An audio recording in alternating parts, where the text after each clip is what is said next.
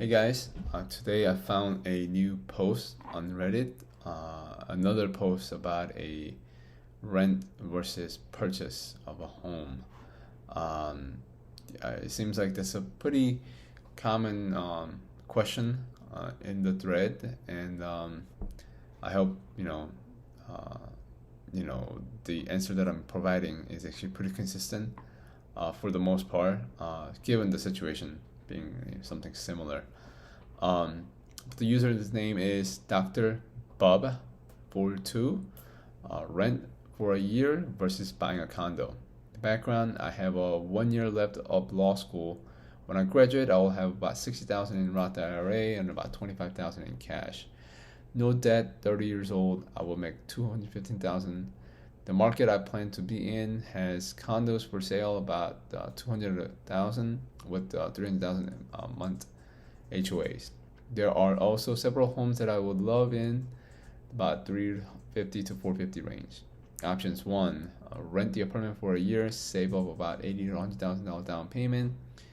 Option number two, buy a condo, live there for a few years, pay up the condo, then sell it when I move onto a house. Or maybe keep it as a rental, and then by obviously making a minimum payment on the condo, but to save up more money for the down payment for the house. Three, jump up, jump just jump into the 350 to 450 house range. Admittedly, this is the least favorite option because I don't like the idea of paying PMI and taking on so much debt without having any substantial emergency fund. Not trying to use Roth fund for an emergency. Number four, others. I'm open to suggestions. Thanks in advance. My suggestion here would be pretty easy, simple, unless he has some money coming in from sources that are not listed here. I would say, the amount of money that he has, he'll be barely able to kind of put down the down payment slash closing costs. And once he purchases the house, he would have to very little left for one, but also he has to, furnish the place. Of course, he could argue that, I'm going to get paid soon right after and stuff like that. But of course, you want to have something a little more substantial, just like you said, about having a little bit of emergency fund just in case something happens, and you don't want to look getting into the Roth IRA and stuff like that as a emergency fund, right? So I don't know if number three is really an option at this point. Of course, you can look at it maybe because it is cheaper at home to purchase a condo. Yeah, I guess you can look into that. But,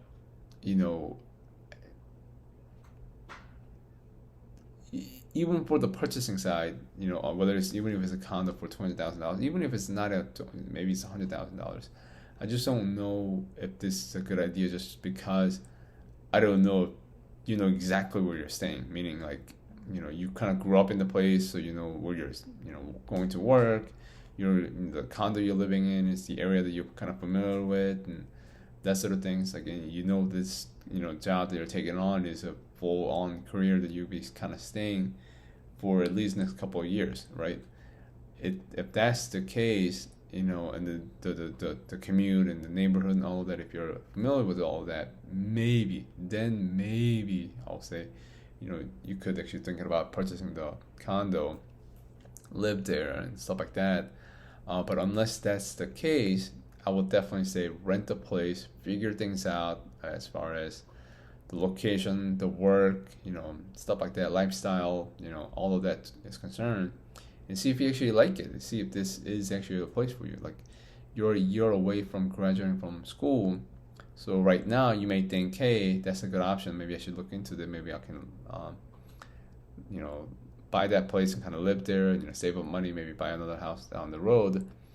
But, again, things could change within just next couple months of working and making, $200,000 a year.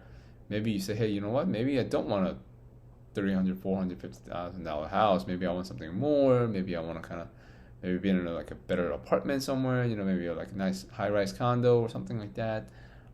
Again, your lifestyle could change, your preference could change down the road, and you figure it out quickly, right?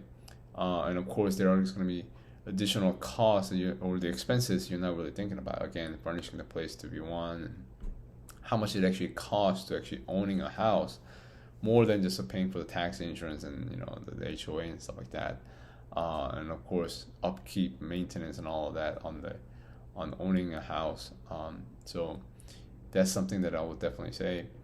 But another thing is, and I guess, and this is the reason why there's so much this topic is coming up over and over, is that I guess a lot of people think renting is, quote unquote, like a wasting of the money. And I want to emphasize that it actually is not. Renting is not waste of money. Again, that's the time you can actually take for yourself, and where you can kind of figure it out a little bit more. So it's kind of like taking out an insurance. Like you want to have insurance. It's good to have insurance. So you want to get that, like, especially since right now you're 30, and it doesn't say that you're married or have kids or anything like that at all. So, again, who knows? Maybe the area is good for what you're trying to do as a single 30-year-old male, versus it might be a bad place if you're like 32 and you're married and has a kid on the way or something like that. That's a completely different story. And maybe you want to have get a place where you can kind of raise your family, stuff like that. So I'm not, again, 100% sure, purchasing a property, whether you're looking to rent the place out or paying it off and selling it is a good option for you just for now, right? Again, once you kind of, test the water out to see if this is good and stuff like that, you can definitely do that. And another thing is that obviously that gives you more time to kind of save up, which is what you want to do, it sounds like. But I wouldn't worry too much about the PMI and stuff like that, just because you can always get it refinanced anyhow. Right now the interest rates are high as is anyway. So I'll say, if you're looking to purchase something, buy it, and then put little money down, as I would say little as possible, as long as you can afford the payment.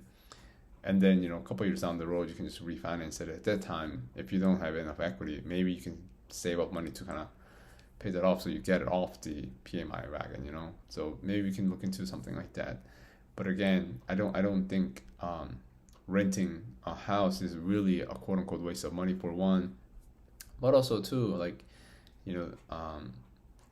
the opportunity cost is there, right? So when you rent, you're not putting all that chunk of money into it. So you're saving that money, so you can put it, let's say, into a stock, which a home value goes up 4% a year, versus the stock would go up, I don't know, like 10% a year. So I just don't know if owning the house for the sake of not renting, I don't know if that's a good option for you. So hope that kind of answers your question. I don't really have a fourth option as is. I guess I would have to kind of know a little bit more about the opportunity cost, and maybe it's a town that you grew up in. Maybe your family's over there with you, in the same place, within so many distance. Maybe you can live with them for the next year or two and save up like every single one of that money, and maybe at that point you can maybe buy another house down the road about a year from now, 2 years from now, what have you. So things to consider, things to think about.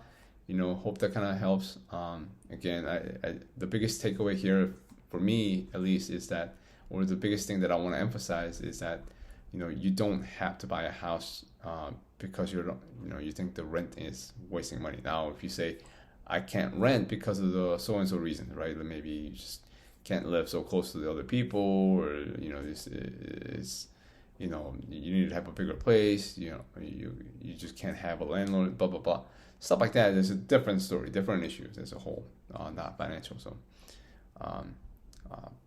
please leave a comment, hit the like button, subscribe, and let me know. Thank you.